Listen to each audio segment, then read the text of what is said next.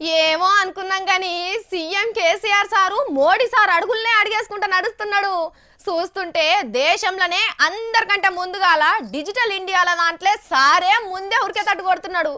Digital India కోసం సిద్దిపేటను అన్ని రంగాలలో సింగారిచ్చే పని ముంగటేసుకున్నాడు కదా సారు.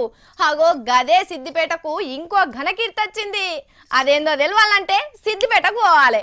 మోడీ సార్ పరువును భుజాల పెట్టుకొని నిలబెడుతున్నాడు మంత్రి హరీష్ సారు. క్యాష్లెస్ తోని బేపారం బుస్సు చేసిండని అంటున్నారు కదా, అట్లెట్లయితదని ఆర్టీసీ బస్సులో కూడా కారెట్లు గీకే పథకం షురువు చేసిండు.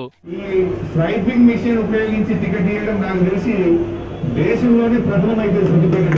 ఇన్నారు కదా ఎట్లా చేసి డిజిటల్ ఇండియా కంటే ముందుగాల డిజిటల్ తెలంగాణ తెచ్చి తీరేదందుకు చెమటెలా తీస్తున్నాడు Harish sir.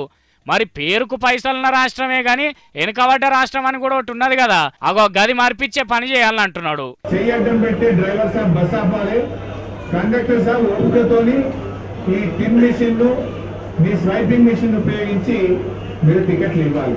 Siddipet is model అన్నాడు, సిద్దిపేట ప్రజలు మంచోళ్ళు అన్నాడు, సిద్దిపేటలో ఏదైనా సక్సెస్ అవుతుందనే నమ్మకం ఉందన్నాడు సత్యన్న. ముఖ్యమంత్రి గారు కూడా ఆ నమ్మకంతో మనకి అవకాశం ఇచ్చేది కేసీఆర్ గారు. ముఖ్యమంత్రి గారి మాట నిలబెట్టాలన్నా, సత్యన్న ముందు నా గౌరవం నిలబెట్టాలంటే మా కండక్టర్లు కష్టపడి పనిచేయాలి. ఇట్లా చెప్పుడే కాదు, డిపోలున్న కండక్టర్లు అందరికి మిషన్లు పంచిపెట్టిండు. ఇక సిద్దిపేట దుబ్బాక బస్ ఎక్కి కార్డు గీకించుకొని సీక్రెట్ నెంబర్ కొట్టి 16 రూపాయల టికెట్ గీకించుకున్నాడు. ఉపాయం అయితే మంచిగానే ఉన్నది.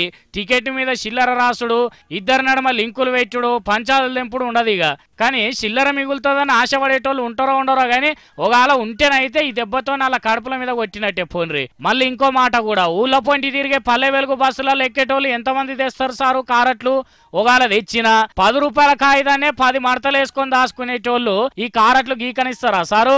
అసలే బస్సు బోర్డు తెలవని వాళ్ళకు ఈ సైపింగ్ మిషన్ల జంజాటం పెడితే బస్సు ఎక్కుతారా సారు? ఇక ఆయనతో చిల్లరకు తిప్పలే కండక్టర్లు కూడా కారట్లు ఉంటేనే బస్సు ఎక్కాలని పెట్టుకున్నారు అనుకోండి. ఆర్టీసీని ముంగడికి తీసుకొచ్చుడు కాదు, ఏడికి పోతుందో జర్రంత ఆలోచన చేయాలి హరీష్ సారు. అయినా దీనికి కూడా ఏదో మందు పెట్టే ఉంటాడు కదా.